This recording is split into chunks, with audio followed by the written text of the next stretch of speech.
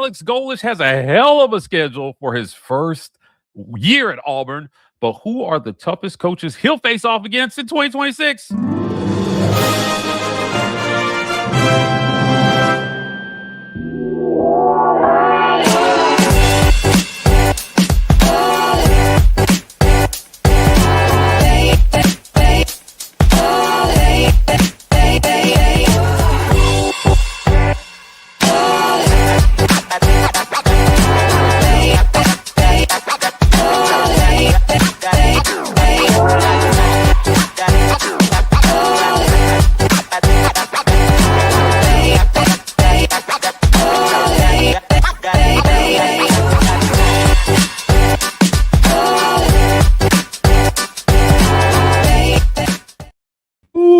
This is the Midweek Report brought to you by our friends at the Rage Room. If you're in the Opelika area, you see the address on the screen. And if you're in Birmingham, 2616 7th Ave, South Birmingham, Alabama, guys, go break some shit, hit a wall, bust a windshield, throw a wine bottle, take a bat to a car seat. I'm telling you, it is a very unique and fun time at the Rage Room. We appreciate them for being our Wednesday night sponsor.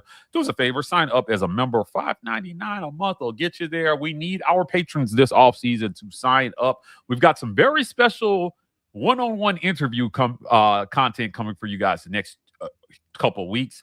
Our patrons will get first access to this content. What does that mean? Well, the long-anticipated Mike G and Hugh Freeze sit-down is coming at you guys next week. I talked to Auburn's former head coach about his time on the Plains. This will be an interview unlike one you've ever seen with Hugh Freeze. And then my sit down with Alex Golesh will be coming the week after that. We've also got some special player content as well as some other former coach content coming at you guys this offseason. Your financial support helps make that work possible. So sign up as a patron. Our patrons will get first act. As soon as I can upload it to YouTube, our patrons are going to get to see it. We will make it available to everybody, but in the offseason, we provide this content to our paid members. First, you want to be able to talk about it with us as soon as we release it, especially this Hugh Freeze interview. You don't want to miss it. Sign up as a patron. We appreciate that. And give the gift of the War Report. Look, if you're on the receiving end of one of these gifted memberships, hell, you might have a free membership to watch a lot of our interview content the next couple months early. So check your email inboxes. You could have a membership sitting there waiting on you now. Dustin, let's see if we can give 40 memberships given away on today's live stream. Light work for our community. Want to ask everybody to sign up to us on podcasts. The Auburn Express, the Uptempo podcast, which is Dustin's pod. He's here with us tonight. College Loop, Just a Sec, and the War Report Gaming Channel, bringing you guys lots of great audio-only content. Don't want to miss out. Sign up, subscribe, turn on automatic downloads, and leave Dustin and the War Report a 5-star review so we can climb those podcast charts. Yeah. Last but certainly not least, check out all our written work as well as our merch store at thewarreport.com. Lots of great stuff going on for you guys there. We are working hard this offseason to bring you as much content that includes in the written form. Thewarreport.com today to get your War Report merch and to help support the work that we're doing here this offseason. Let's jump into our conversation. Dustin, on tonight's show, we're talking Auburn schedule. We're going to talk Alex Golesh. We're going to talk Byron Brown. What is it going to take to beat some of the toughest opponents Auburn will face this year on the schedule? I'm going to pull this up here in a second, but Auburn's got a pretty tough schedule in 2026, man. The Mississippi schools came back to the schedule as well as LSU. Then you added Florida and Tennessee. Wow. A lot of those on the road. Yeah, you play Baylor in the non-conference at a neutral site. It was a home game, but we need NIL money, so that went to Atlanta. It's going to take a Herculean effort from Byron Brown to help get Alex Golesh there. Let's just start with the schedule. We're going to go month for month here. We're doing a series all February on this schedule, so you guys are going to hear us talk about this a lot this month. Auburn kicks off the schedule September 5th versus Baylor in Atlanta, the Mercedes-Benz Dome. And then you got Southern Miss. You open your SEC schedule September 19th against Florida at home, and then Vanderbilt at home. technically, Auburn does not play a road game until the 3rd of October. So September, and I'm counting Atlanta as a home game just before anybody gets super technical on me. That game was supposed to be in Auburn. They moved it to Atlanta for business purposes. But let's be clear, it's an hour-and-a-half drive tops for Auburn fans. That's a home game. Baylor fans will have to drive a lot further, potentially catch a plane flight in. Fortunately for them, it's an easy ride from the airport to the Mercedes-Benz Dome there on the MARTA. What is there? Is Auburn's toughest game of the year in these first 4? I don't think there are, but there are some interesting storylines here. You get to match up against Baylor again. They get former Florida quarterback DJ Lagway, and then you get to play the coach everybody thought Auburn was going to hire, John Summerall. I still think that Auburn got the better of the deal in Alex Golesh. The more I learned about Summerall, the more I said, you know what? Golesh is the better man here. Yeah. He's the better man here. What do you think about that September schedule, man? Is this that toughest? It's not. I'm sure you're going to say that the toughest game of the year certainly is not, probably not even a top 2 toughest game of the year in September. But certainly it's important to where Auburn wants to go in this first year, right? Maybe clean the slate in September. What do you think, Dustin? It's not the most difficult because obviously those 4 games in October are tough and you play 3 of them on the road. But I tell you what, that Florida game in terms of perception, that's a game that Auburn hasn't won in a while. And then Vanderbilt. Auburn's lost to Vanderbilt back-to-back years. Vanderbilt's taken the all-time series lead on Auburn recently. Like, that's an opportunity for Auburn to say, hey, you know what? Some of this stuff has changed. We're back to beating some of these teams that we should beat. And we don't know exactly what Florida's going to be. We don't know exactly what Auburn's going to be. Those are 2 teams that have got a lot of turnover on their roster with brand new head coaches. And we're sitting here in February. But listen, that game at home with all of the talk, like we know Auburn fans are going to be hyped up, Mike. We see it in our comments of our shows. People are ready for that game already because of the way that process kind of went. You go back to Florida at the men's basketball game, waiting. I think it was purposeful. They waited to introduce Summerall. He'd been there a month or 2. They waited till Auburn came to town to introduce him at that particular basketball game. I think there was a little bit of a shock there. Yeah, I did. I saw it. Wasn't that inspiring? No. It was the opposite of whatever inspiring was. So, yeah, I think you could definitely have the opportunity to send a message, especially what if it's a close game, Mike? What if you're in a close game in the 4th quarter versus Florida and you make the play this time and get it done? Boy, that would be a big step forward for this team and for this program to say, oh, look, we closed it out in a big SEC game. That'd be a nice step. So you have an opportunity. And then again, 2 in a row to Vanderbilt. I think all Auburn fans do not want that to get to 3. Like, it's time for Auburn to kind of get back in that as well. What are they going to be post Diego Pavia? That's going to be very interesting. I'm kind of looking at Clark Lee this year, like just interested in what that program is going to be now. But big opportunity to send a message. Won't be your most difficult stretch, but you can get off to a good start and send a message that, hey, some things are different here. Yeah, look, PFF released some transfer portal rankings based on their PFF ratings. So I want to be clear about what this is. Auburn obviously got the number 1 rated quarterback by PFF in the transfer portal in Byron Brown. Look at the guys on this list, man. Brendan Sorsby, went to Texas Tech. Drew Mestamaker, he was the number 1 passer by yards in the nation last year, over 4,100 yards passing. He's going to Oklahoma State. Oklahoma State is terrible, and Stillwater is an awful place to be on the face of the earth. So, but hopefully he does well there. Darian Mensah going to Miami, right? And then you got Rocco Becht at Penn State. Colton Joseph goes to Wisconsin. You know, Miami, obviously, we know they were in that title game there. A lot of folks thought that, you know, Carson Beck was going to log one there at Miami. This is a really tough list that Byron Brown is up against, and he stands at the top. Remember, Mestamaker played with him in the American last year, right? And if I remember correctly, when those 2 teams met, Byron Brown beat the shit out of Mestamaker in North Texas at USF. So this is going to be a fun year. And then I don't want people to forget, Auburn also picked up the number 2 rated defensive lineman in the portal in Cody Sigler. This guy comes from Arkansas State. PFF rated him an 85.2. So he's, this is impactful talent that you have coming in. You're gonna have to show that off in the first month versus Baylor. I don't care what universe we're in. You are a better team than Baylor. I don't care who they lost. I don't care if Deuce went to Mars. You're a better team than Baylor. Hell, Bryson Washington switched to teams. He took off the Baylor jersey and said, man, they beat us too bad last year. I'm going to go play in Auburn. So he'll be against you. I don't see a world where Auburn should lose this game if Hugh Freeze can coach these guys to beating them 38-24. Goalish, with his quarterback, should be able to beat them by a couple touchdowns. Yeah, I mean, that feels like a dead man walking situation there with their head coach. Like, I just, where's that Baylor program at? It doesn't feel like there's a whole lot of juice left in it. Yeah, I mean, they got Lagway. Do we feel like, is he that guy? Is he that dude that just walks in and changes your whole football team?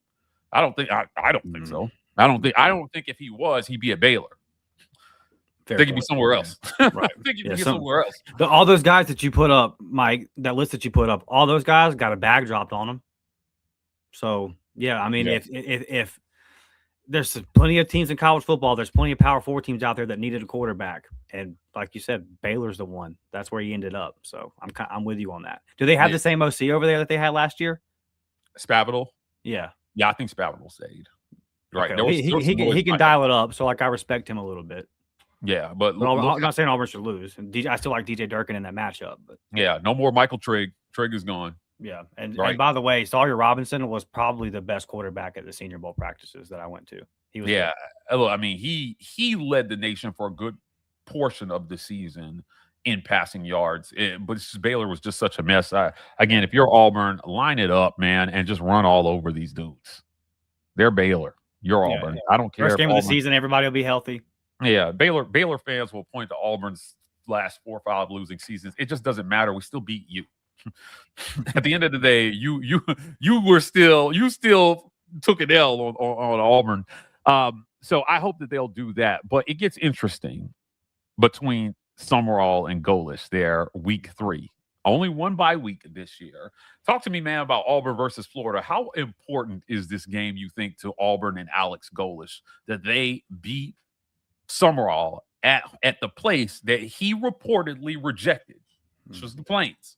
Now, the way it was told to me, he bought into every negative trope, every toxic thing you've ever heard about Auburn over the years on a message board was packaged up, reworded, and refed to him until he freaked himself out of the job thinking that boosters were going to be in his locker room telling him how to run his program. Right? My source on this is as good as sources get. And he freaked out. It wasn't the money because Auburn had a nearly identical package on the table financially that Florida did. With similar, if not better, incentives. Alex Goalish ended up being the guy, but what sours me on Summerall is that if that was the thing you let move the needle for you, number one, you got terrible people around you. Right, you don't have the right people in your ear. If that was the thing that moved you, you're not listening to the right people. And if you don't know who to listen to, I don't want you as my head coach. And Florida's going to find out. These are the things that you don't really quantify in stats. And it doesn't matter at a place like Tulane. It matters in the SEC. It will absolutely make or break your program. Now, let me give you an example of this. After he was no longer the coach here, when Brian Harsin got fired, Dustin, I was sitting in an emergency room for 12 hours right here home in Columbus. I just got back from DC. I was hurting. I didn't know what was going on. And I was sitting there with my mom, more pain than I've ever been in my life. And she turns to me, she turns the phone to me and says, Brian Harsin just got fired. I didn't get a chance to talk to him before he got fired that day. But I did have a pretty extensive conversation with him on the phone after. And one of the things he told me was, he talked about the importance of having people around you that understood the landscape of the SEC. Because my question to him was, do you have any regrets? He said, I got a ton.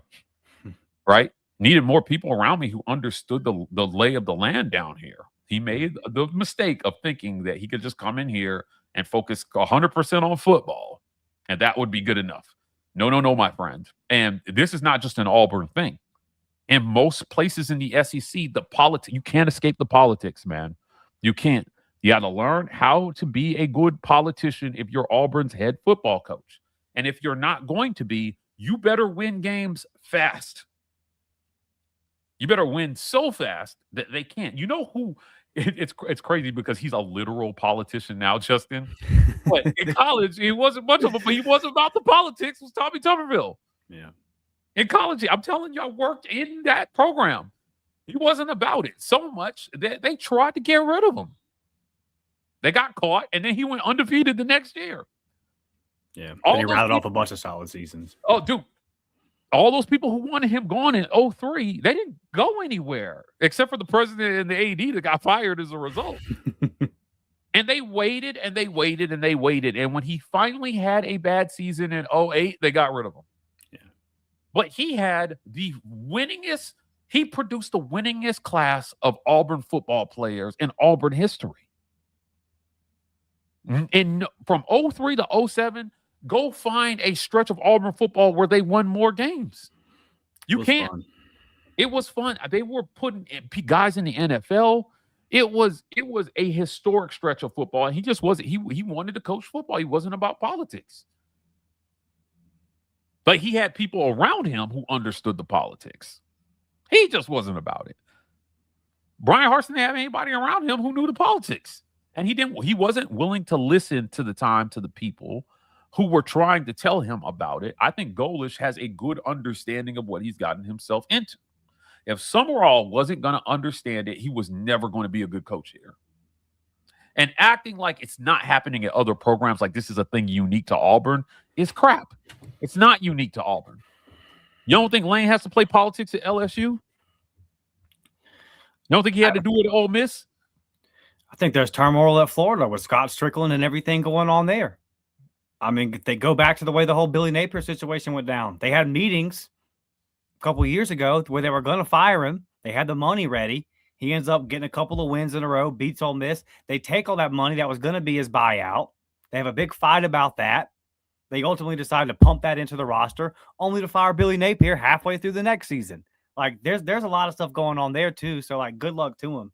What this game means, first off, Mike, in terms of just, I'll get to like the Summerall part of it in a second. First off, just in terms of these last couple of years, think back to these games we've looked at. Like, think back to the Oklahoma game last year, where we said if Auburn wins that game early in the season, it can change the kind of season that they have. It feels like one of those early season swing games. That's the Florida game this year. You should beat Baylor. You should obviously handle Southern Miss. And then bang, first SEC game at home in Florida, which is an old rival, kind of got split up with the East there and didn't see him as much, and then haven't seen him at all lately. I think the last time was 2019 when we went down there when Bo Nix was a freshman. So Auburn fans are going to be excited for this because there's been a lot of great games over the history of the Auburn-Florida matchup. So just in terms of the season itself and winning that early season swing game that these last couple of years we talk about all summer, we always have that one game. We're like, if Auburn can win that one, think all the way back to you just talked about Harsin. Think back to the year he got fired. It was the Penn State game, week 3. We said if Auburn can win that game, it feels like the season can go a certain way, and they get blasted. That's what that game means in terms of like the schedule itself. Now, in terms of Summerall and everything you talked about, it's another example of an issue that I've had with Auburn over the past couple of seasons in terms of Auburn kind of gets bullied, and especially like the perception manner. And what am I talking about? I'm talking about Lane Kiffin constantly trolling. I'm talking about the stuff that goes on with the referees. I mean, there's just a lot of stuff where Auburn takes a lot of punches outside the lines. And when they get their opportunity to punch back inside the lines, they haven't done it. This is an opportunity to do that. To say, you know what? We've been the golf joke guy, all this kind of stuff, potato famine. I mean, the jokes have been going on for a decade. It feels like a decade, man. Right. The wheels have fallen off the Gus bus. We've been the joke, the laughing stock of the SEC for years. Here's an opportunity to punch back on that perception of a guy that, you know what, everyone knew, Mike, that Summerall was Auburn's first choice. That's been well documented. And that, like you said, you have your report. There's been other people out there have other things. whatever.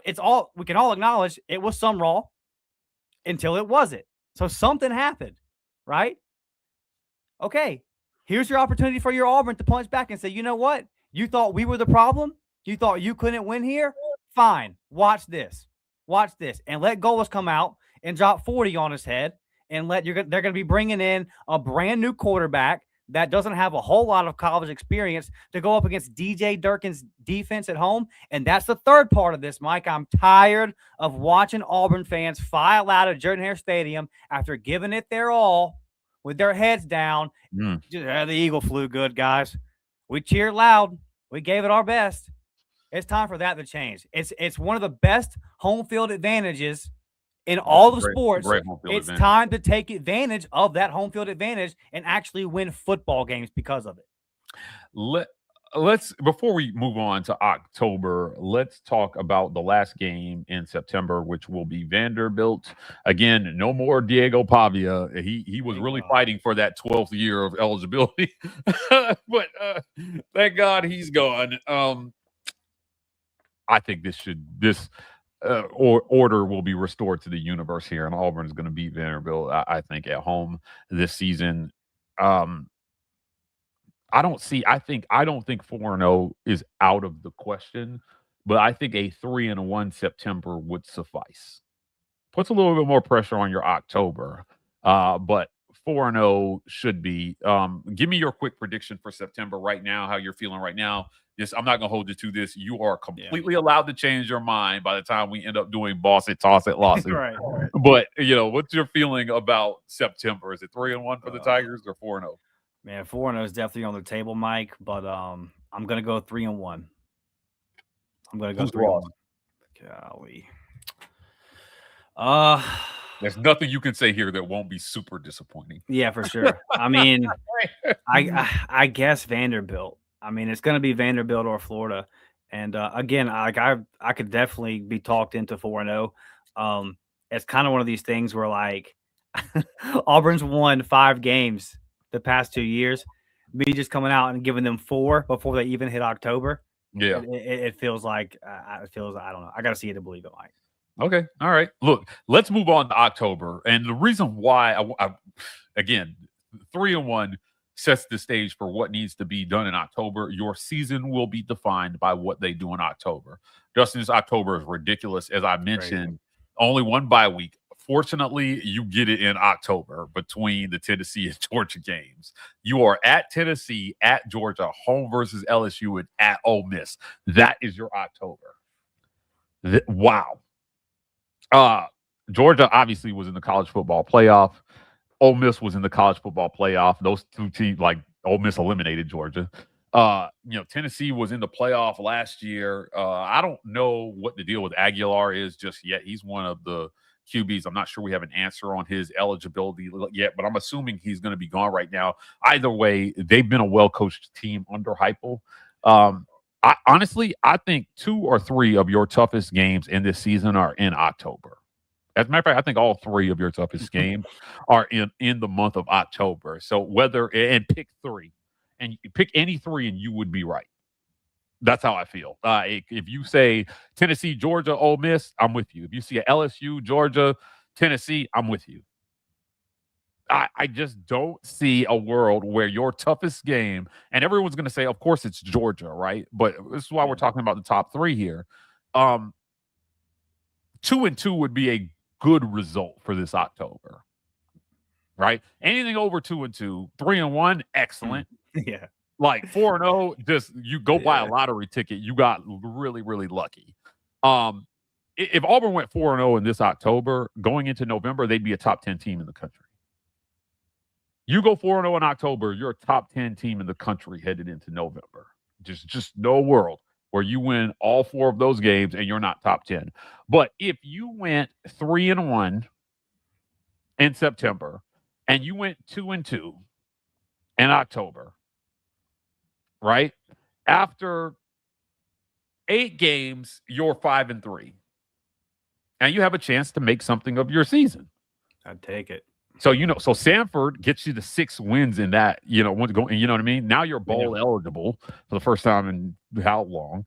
And you're going to beat Mississippi State or Arkansas or both, right? So now we're talking about 7 or 8 wins there with a chance to be a 9-win team in the Iron Bowl. I don't know. I just feel like you got to do really good in September, because while I don't think I'd put their chances of going 4-0 in October at like less than 1%. I don't think going over in October is off the table. I think there's a much higher percentage that they could lose all those games than win all those games right now, which puts a lot of pressure on doing well in September. In my book, talk to me about this October slate, man. Here, this is tough. This is the tough a 4-game stretch as anybody will see in the country. Yeah, I mean, I could definitely see Auburn going 2-2 here. I think what worries me the most is the attrition, where like you're on the road at Tennessee. Well, you do have the bye week there, so that's good. You have the bye week after Tennessee, but the month consists of you being on the road at Tennessee, on the road at Georgia, and then it's like, oh, and we still have LSU and Ole Miss. And if you look at those teams, Mike, LSU is the only one of the teams in the month of October that hasn't made the playoffs the last 2 years. Like most of these teams have been successful, and LSU is everybody's on paper favorite going into next year. So Lane Kiffin can win football games. We know he can score points on offense. That's going to be a tough matchup. Regardless, you're going to have to play good defense in that game. So, yeah, 2-2 should definitely be the goal. But if you do go 3-1 in September and you do get to 2-2, boy, you're sitting really nice in that November. And you have some of those games are big opportunities to change some perception in games. Like if you go on the road at Georgia and find a way to win that game, or even the LSU game at home with all the hype that was around. I mean, think about what that win would mean for Auburn. Think about what that would win for John Cohen to say, hey, go back to the coaching cycle. Everybody's darling was Lane Kiffin. And Auburn thought they had Lane Kiffin in the bag 4 or 5 years ago. And the new guy, Alex Golesh, a little bit more of an under the radar than Lane Kiffin this last coaching cycle. He's able to pull off that dub, not to mention what that game is going to mean to Auburn fans to finally have old SEC West rival LSU back in there. Pray that game's a night game. So you got a lot of opportunities there. And then if you're Alex Golesh, just take advantage of them, Mike. And I think that expectations in year one for Auburn fans are going to be pretty reasonable here.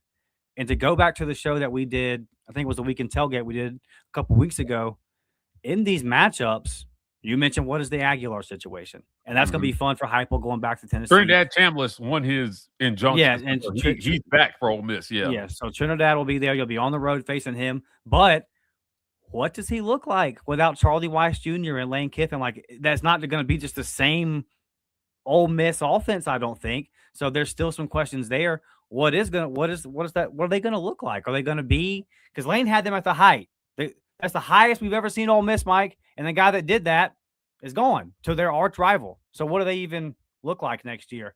A lot of opportunities for Alex Golesh, but it is tough. And again, I do worry about just the attrition of that. Like by the time Auburn gets to that Halloween game versus Ole Miss, like what do the injuries look like? We've been on a tough stretch here. 3 of those 4 games are on the road. Like that's tough. Yeah, it really is. Man, that October will define the season for Auburn. Dustin, that's what it boils down to. If you go 1-3, you're looking at another year where you're probably fighting for bowl eligibility in November. You go 2-2, I think they're in prime position to make a splash down the stretch, right? If you go 3-1, Auburn is going to not by virtue of making it, but if they go 3-1 in October, they will have an impact on how those playoffs shape up next year in terms of keeping people in and out. You know what I'm saying? Like it's just there's no way they go 3-1. They're going to shape the 2026 college football season. And obviously, if they go 4-0, like you and I are going to Vegas to put some money down on something because, good God, man. I'm putting money down on Alex Gole's contract extension. If they go 4-0. Right. I mean, 4-0 in October would be overachieving. Let's get to November here. This November slate is really manageable. So the months sandwiching October really, really manageable in my book. You're home versus Arkansas. You are at Mississippi State, home versus Sanford, and then at Alabama. Tuscaloosa is a place Auburn has not won in a very, very long time. But this is a different day and age here with DeBoer as head coach. They feel vulnerable. And for the first time in a long time, we may have some questions about the Alabama quarterback. Going into this one, I don't think it's a stretch to say right now that Auburn has a better quarterback than Alabama headed into this matchup in Byron Brown. I agree. Well, I mean, he's more experienced than anybody they have on their roster currently. So 3-1, a reasonable expectation in November. Again, but 4-0, not completely off the table. As a matter of fact, this isn't like October where I'm saying it's just there's less than 1% chance. I think maybe you've got a 30 or 40% chance to clean your November slate. So let's review here. 3-1 in September, 2-2 in October, right? And now you're at 5-3. If you go 3-1, it's an 8-4 season. If you go 4-0, that's a 9-3 season. So if you could find an extra win someplace else, Auburn will definitely ruin a lot of things for a lot of people here. What do you feel about this November slate, man? You got no bye weeks in November this year. So you'll play straight through Thanksgiving. But I think that this is very, very manageable right now. Look, Camario at Mississippi State, I think that he'll be good. But they are not a team I think that should be able to beat Auburn right now. Yeah, I agree. Yeah, I'd be disappointed if Auburn's not able to go to Mississippi State and get that done. Yeah. It could shape out to very much like Hugh Freeze's first year. If you remember, a little of a struggle in the start there, and then they kind of won some games in the middle. You won at Vanderbilt, then you beat Mississippi State, then you went on the road and drilled Arkansas, but then you came at home and you got your doors blown off by New Mexico State, and then you had the debacle there at the end of the Iron Bowl where it was like, going into that New Mexico State game, you felt like, hey, you beat this team, and then you're playing the Iron Bowl with Bama coming in next week. We should be really hot. And ultimately, we know what happened in the New Mexico State game. Still played valiant in the Iron Bowl, but we know what happened. It could kind of shape up to something like that because if you look at those 3 games there, you have an opportunity, even if you have a rough October, to beat Mississippi State, to beat Arkansas, and obviously beat Stanford, and be on a 3-game winning streak going into the Iron Bowl. So regardless of how the schedule would play out in October, as tough as it is, even if you have a rough October, those are 3 very winnable games that, as we sit here right now, I'm going to predict Auburn to win all 3 of those. So you would still think you would have momentum going into that Iron Bowl. And if you're Alex Golesh and you want to win over the Auburn fan base in year 1, end one of these streaks, this at Athens or at Tuscaloosa, end one of them, because I'm in my mid-30s, and I was in high school the last time it happened. I was in middle school the last time we beat Georgia in Athens. Oh, man. Do that for us. We were still watching games on JP's Pilot Sports back when that happened, when Auburn won in Athens. That was Brandon Cox, Mike, was the person that pulled that off. I was there. I was there holding the camera. So yeah. I hear you. A long time ago. So, I mean, win one of those games, man, and this if Auburn goes 8-4 and wins one of those games, Georgia or Alabama. Now, I understand that would probably mean there was a disappointing loss maybe somewhere in there at that point, because you would be looking at it like, whoa, we were able to beat these teams. But I know this fan base and just how tired they are of just losing to those teams in general, but especially these ridiculously long road streaks that span well over a decade at this point. That would be massive for Alex Golesh. If he does somehow, you win those 3 games and then you go on the road and get that win at the Iron Bowl, this program would really have an opportunity to take off. It's just every time that Auburn has had any kind of momentum in the last couple of years, they literally fumble it away in the fourth quarter kind of thing. So to finally get it across the finish line and get it done, it would be massive. And Alex Golesh said they're going to train the fourth quarter. That's what he said. I mean, yeah, I have long since thought that the problem has been about the process and how they practice and how they prepare. Yeah. You know, Cam Coleman fumbling in the fourth quarter, man, I'm telling you, dude, that's about something that was broken in the program in terms of how they prepare both physically and mentally. Because he's going to tear it up at Texas. I know he's going to tear it up at Texas. The mental part of that is the most important thing, because I've been to a lot of Auburn games in my life, and I've been in there at times in big games where you felt like Auburn's going to make the play. Auburn will find a way. That's where the whole Auburn Jesus came from, and the Jordan Hare Black Magic and all those jokes that used to be made. They were valid. You can go look at it. These things actually happened. Auburn fans had reason to believe tight game, fourth quarter in our stadium. Oh, we're going to find a way to pull this out, whether it's a 109-yard field goal return or a tip or my first Auburn game ever, Mike, was the Damon Duvall game-winning kick versus Florida. That's my first game I ever went to with my dad. Like, when you're in those moments, in those atmospheres, think about the 06 Florida game. I was there. You feel it. You know, like Auburn's going to make a play here. Yeah. In that Iron Bowl, in that fourth quarter, it was the opposite. Everybody around me, Auburn's down 7, driving in the Iron Bowl in the final drive, and everybody around me is saying, "We'll find a way to mess this up."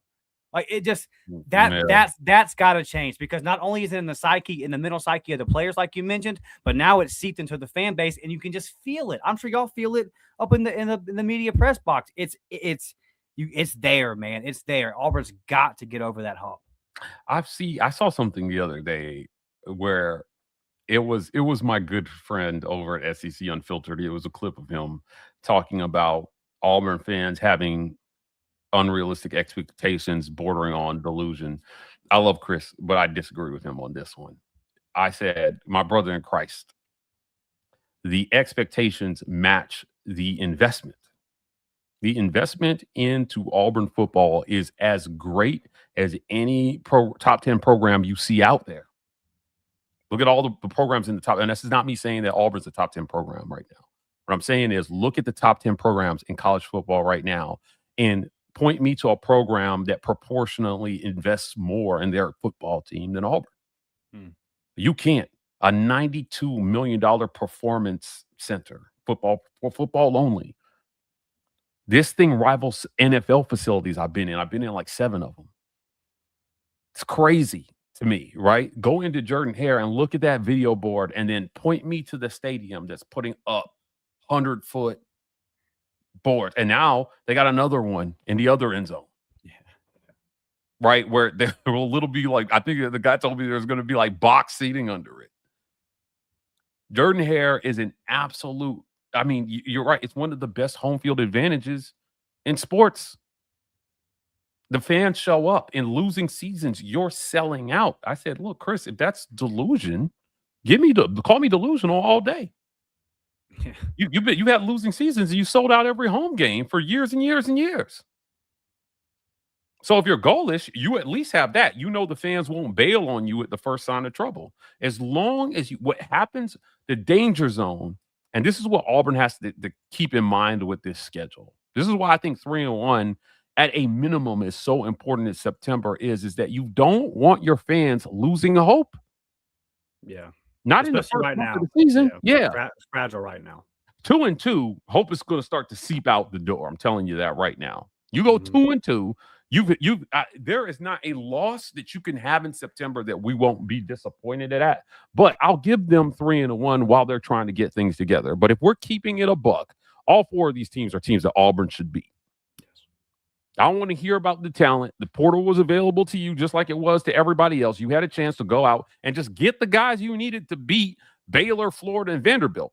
You may not get the guys you needed to beat Georgia in one season, but Vanderbilt and Florida, Baylor has never been ahead of you. And Florida and Vanderbilt, Vandy has been about Diego Pavia pretty much, not being able to stop Diego Pavia in key moments. And what has Florida done that they're in such a better shape in Auburn? Nothing. Dustin, nothing. There is not a loss you can have in the month of September that we won't be sitting here super disappointed that Auburn lost that game. So if we're being real, you should be able to start 4-0. Your chances should be at least 50-50 to do that. Yeah.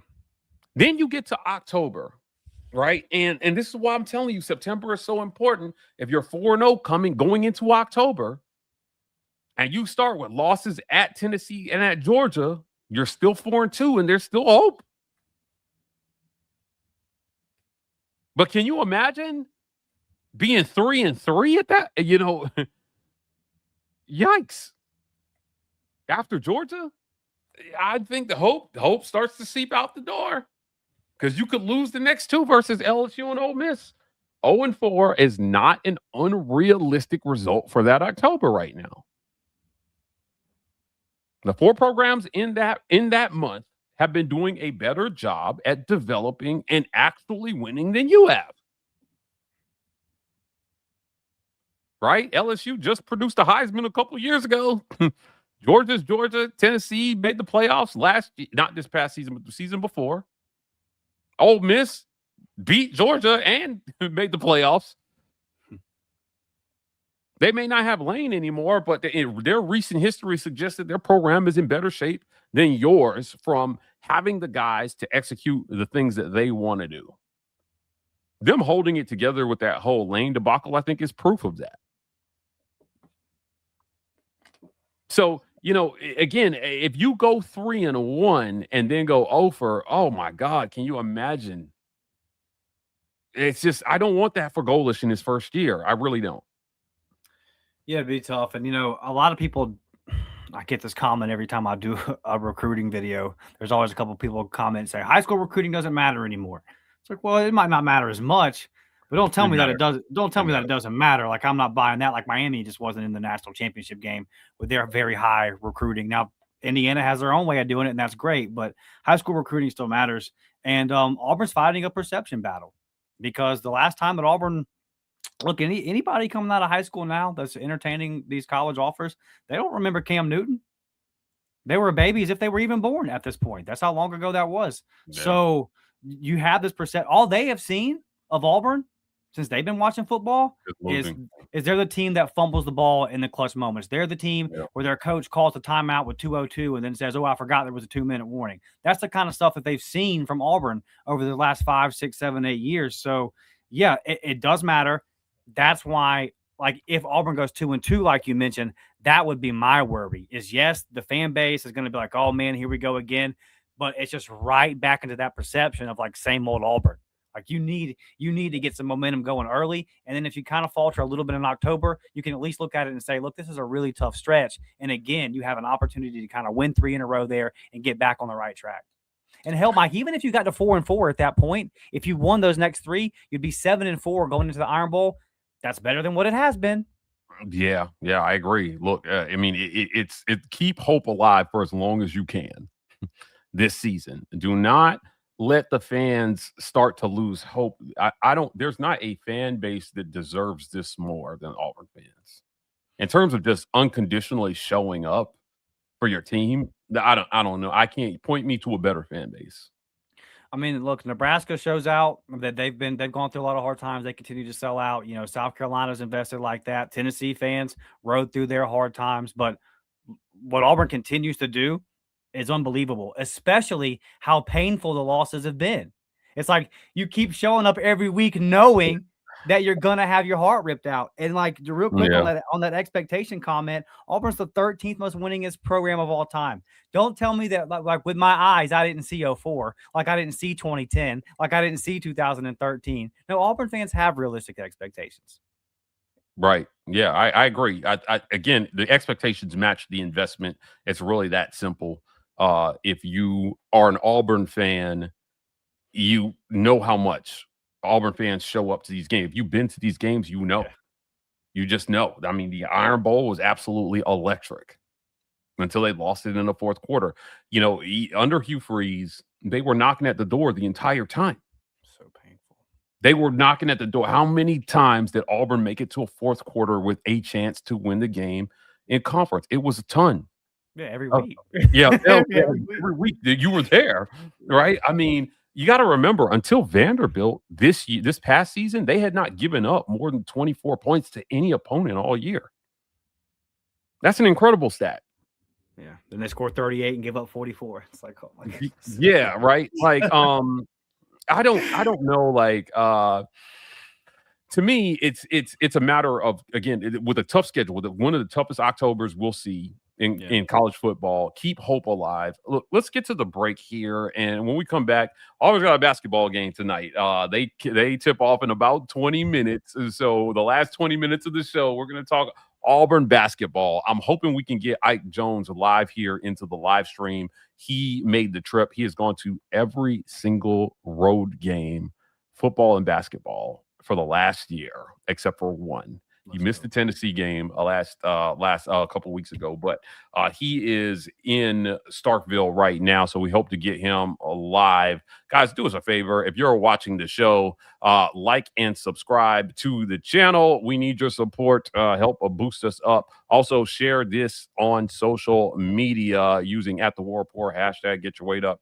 Follow us on X and Instagram, TW Report on the TikToks. We appreciate your support.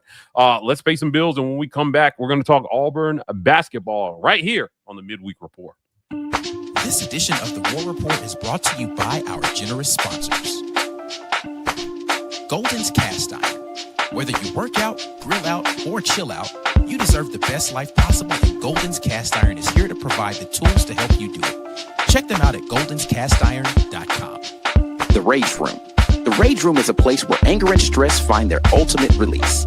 Set up a session today at one of the 2 great locations in Opelika or Birmingham by visiting opelika.rageroom.com or birminghamrageroom.com.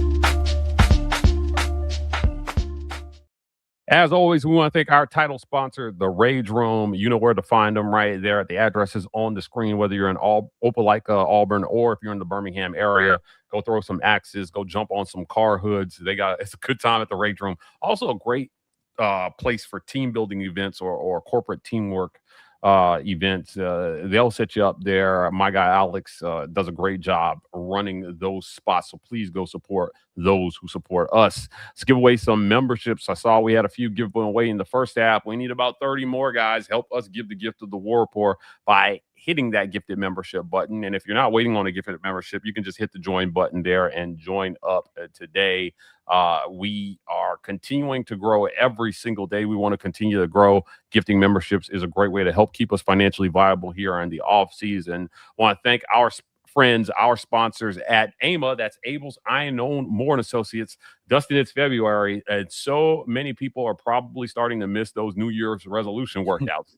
Don't worry, we're not here to judge your gym attendance, but while you might be skipping the squats, you shouldn't be skipping out on your financial health. The team at Abel's Iannone Moore & Associates is here to do the heavy lifting for you.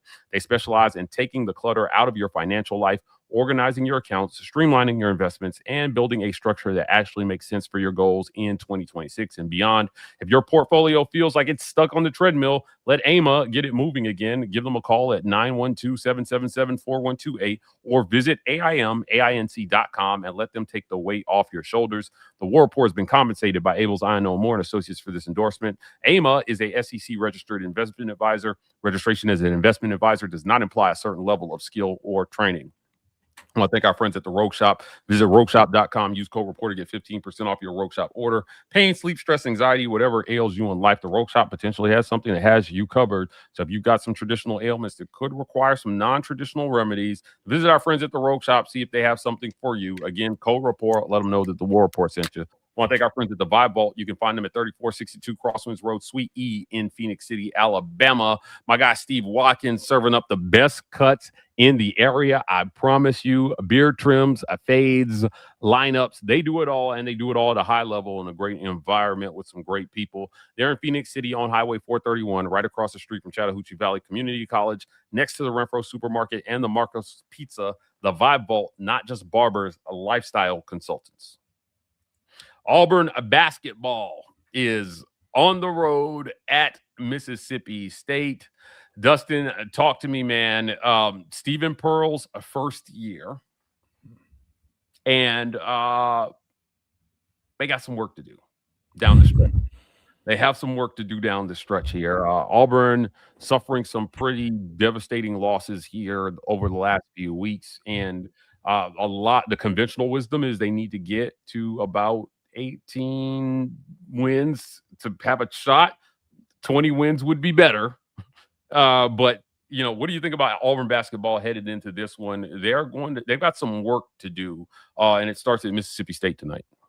Yeah, it's a very weird because they're still projected as an 8 seed last time I looked, but like people that are watching this team every week, we don't feel like they're playing like an 8 seed in the tournament right now. So it's kind of a weird feeling. But I mean, that's a lot of that has to do with the resume, that very tough non-conference schedule, and a couple of big wins there to help out your resume. So for me, Mike, I'm really looking at it. I look at like this Keyshawn Hall situation, and I know he'll be back in the lineup tonight. I look at some of the other stuff that's kind of gone on in the season. And I understand the holes on this roster. Stephen Pearl was left without a big, especially when Emeka gets hurt early in the season.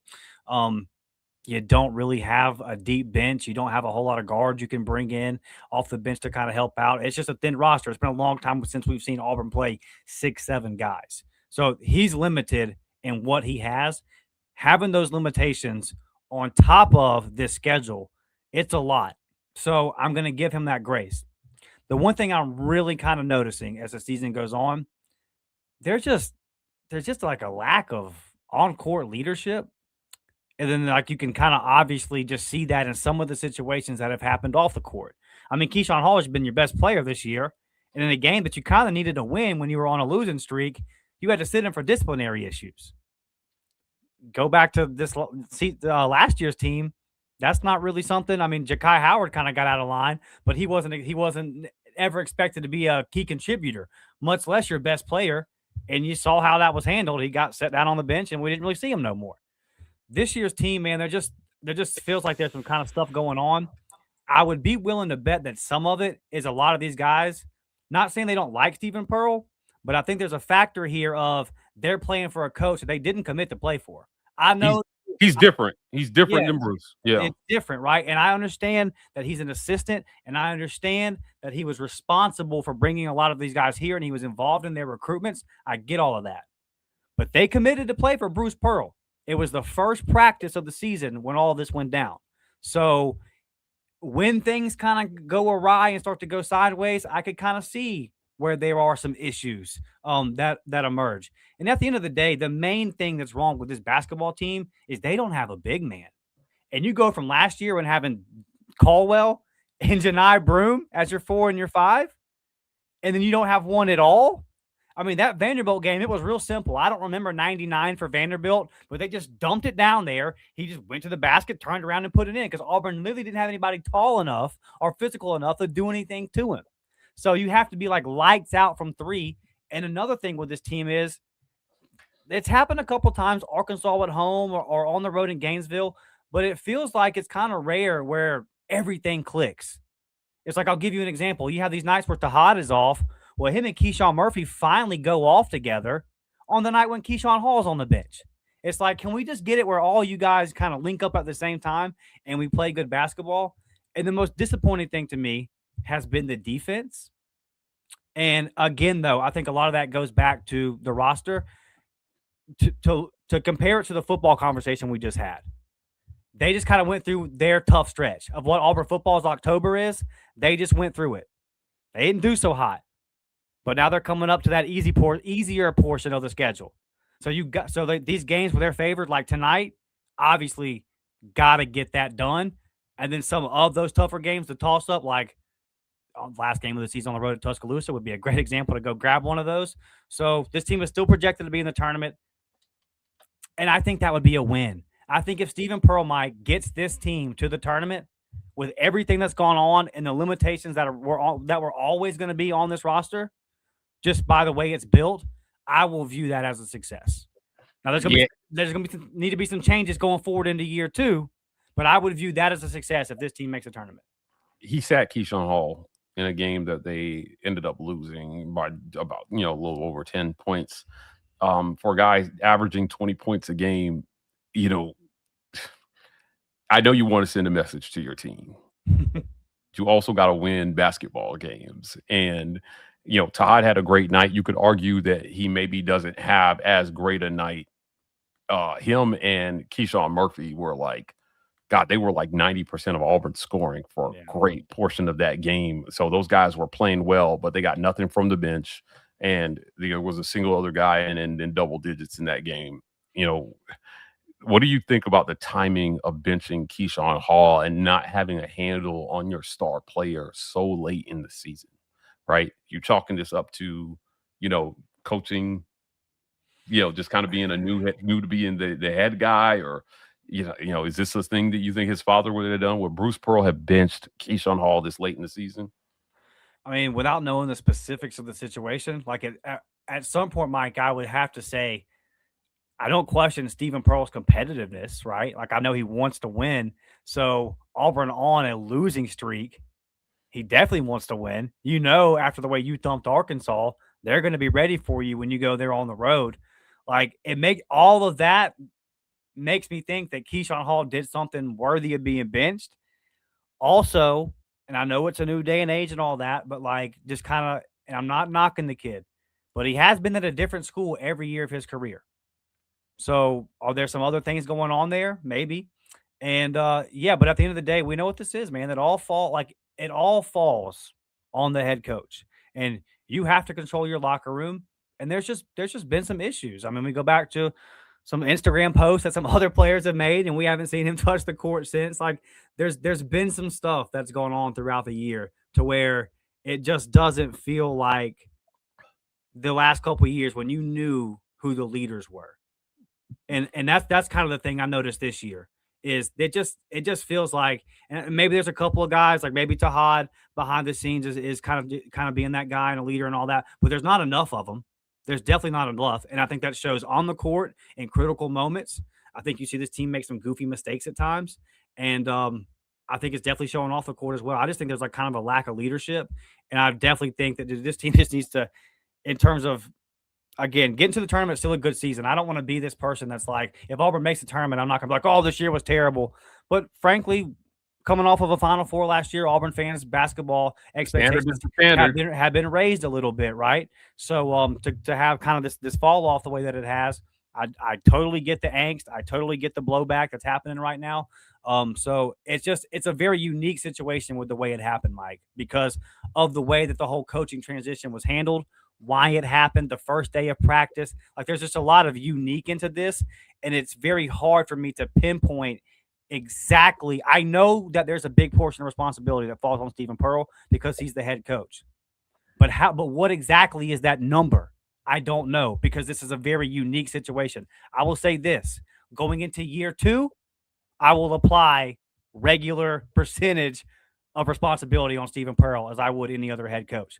But here in year 1, the way this is all kind of played out, and like, even if Bruce Pearl was the coach this year, even if it was still BP and he didn't step down, there was going to be holes. There was going to be issues with the way this roster was constructed from a pure basketball standpoint.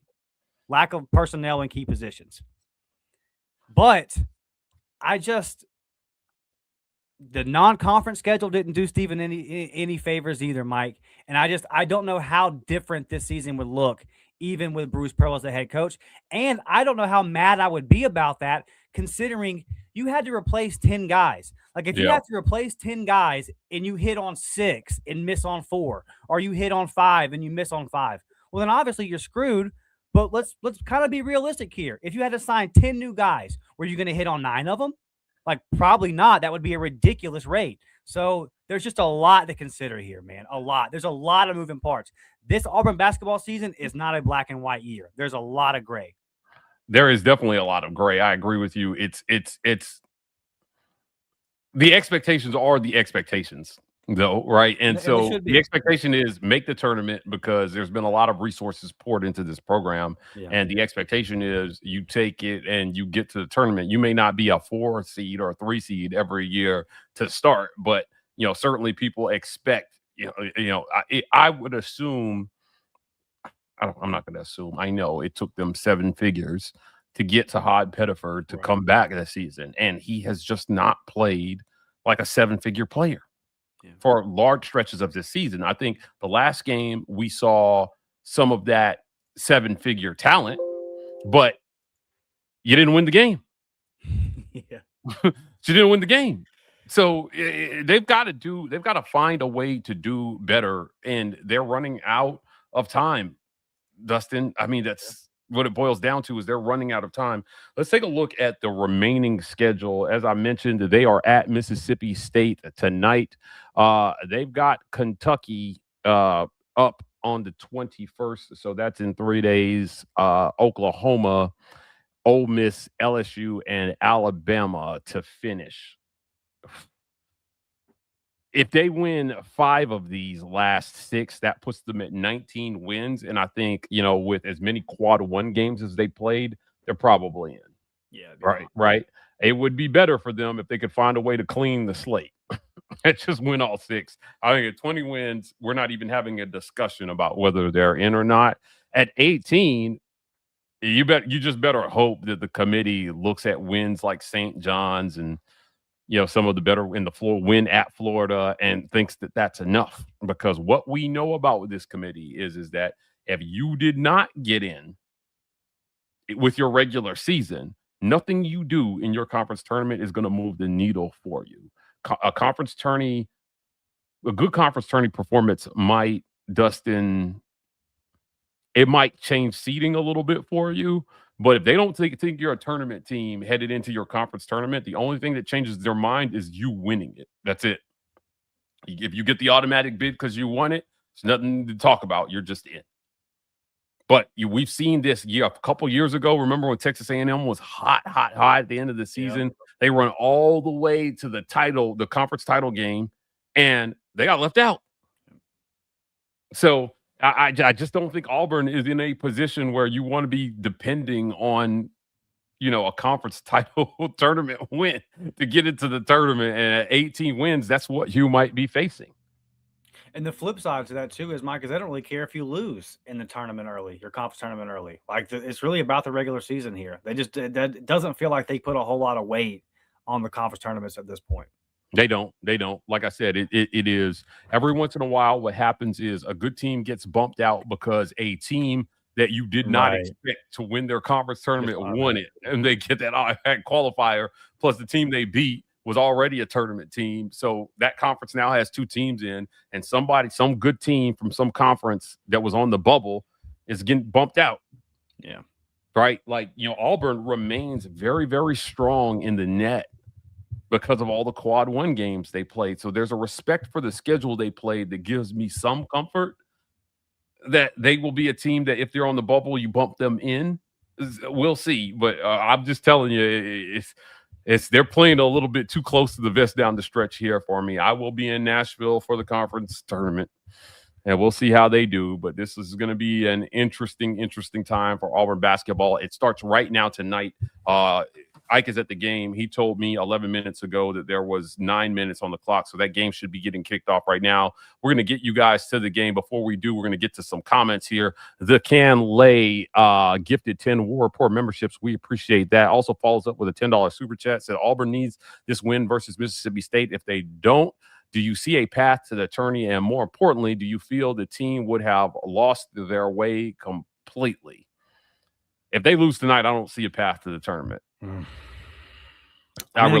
They're still projected as an 8 seed, so that's crazy. But yeah, losing to a 12 and 13 Mississippi State would put a dent in it, and you really would have to be projecting. Like, is this team if they lose tonight, how confident are you going to feel about them in the remaining 5 games? So yeah, I'm with it. Like, this is a must win. This is definitely a must win here. Let's get down to some other comments. Danny says, imagine if we did beat Georgia for the first time in 21 years. He means at Georgia. I can imagine it. Because they beat Georgia in 2017. AUTK says it's always about the QB. You can only rise as high as your QB can take you. It's the difference maker in close games. That said, the toughest out is Georgia in Athens. I would agree with that. AUTK says October teams all have issues except for UGA. I mean, yeah, sure. They just got less issues than you do. Abraham Belt says, just left and on to victory launch in Daphne, and I'm pumped. Byron Brown is a big boy. He is a big guy if you've seen him in person. Marcus Holland says, we will be 5-3 going into November as of right now, subject to change once I see on the field product. It's not an unreasonable expectation to think that Auburn should be 5-3 headed into November. No, I'd be ecstatic if that was the case.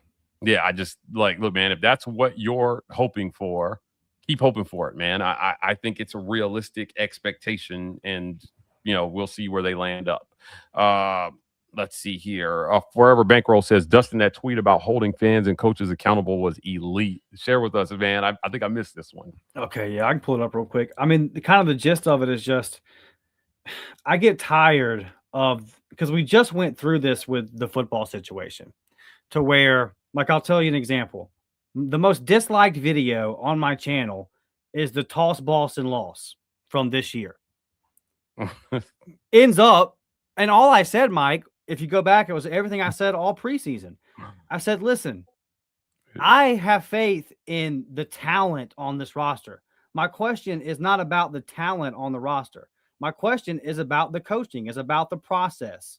And when you would say that, I would get all these comments about you don't believe in Auburn and all this ridiculous stuff. And I get it. I'm talking about your team. Now, one thing is, it's also my team that I love with all my heart, and I'll never apologize for that. But at the end of the day, it's like, man, we know some stuff.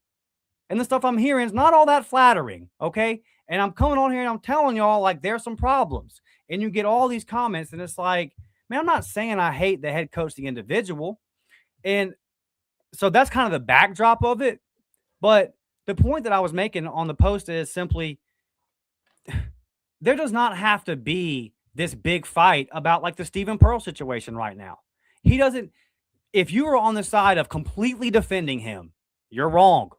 And if you're on the side of saying he needs to be fired, this season is just unacceptable, you're wrong. You can hold coaches accountable and still have honest conversations. Saying that a head coach made a mistake, saying that he could have done this or that better, does not mean you think he's going to be fired or you violated the Auburn creed. The extremes. We go so far sometimes with the extremes. Head coaches can be held accountable, and it doesn't mean you hate the head coach. It just the thing that really gets me, Mike, is that it's the same people. It's always the same people that they think it's bad. They think that you shouldn't say anything about the head coach. They supported everything that head coach Hugh Freeze is going to do, no matter what, up until the day he got fired. And guess what? If you're one of those people that never criticize a head coach at Auburn ever, how can we take your opinion seriously moving forward? Yeah. If you can't say anything, you can't be critical. It's really hard to take it seriously. The more important, the final point of this, Mike, is this. They understand it. Don't be a fan that gets more butthurt about something that's said about a head coach that head coach isn't butthurt about. He understands when he takes a job, the criticism comes with it. Yeah, it's so funny. A lot of folks thought that Hugh Freeze hated me. I had another beat writer that accused me of asking Hugh Freeze gotcha questions about Peyton Thorne. Meanwhile, I have a great relationship with both those people. Right. So it is just wild, the perception here. They're big boys. They can take it. The game is getting started here. I want to get to this last comment. AU alum says, biggest mystery to me on basketball is Tahad's shot selection. Taking a lot of bad shots, even missing wide open looks. He needs to drive early, see if it falls. The long threes will come. Looks like the shots are starting to fall here for Tahad Pettiford. So, hopefully they fall tonight. Again, we're going to get to the game. I want to thank everybody for joining us on tonight's live stream. Guys, like and subscribe to the channel. Do us a favor, share this on social media at The War Report, hashtag Get Your Weight Up. The War Report on X and Instagram, TW Report on TikTok. We're going to let you guys get to the game right now, and we're going to come to you guys in the post game, man. Hopefully it's an Auburn win. The opening tip has been thrown in the air. Mississippi State has the ball. We'll be back at you guys tomorrow with the Auburn Express. Tune in, lock in. We appreciate you. War Eagle.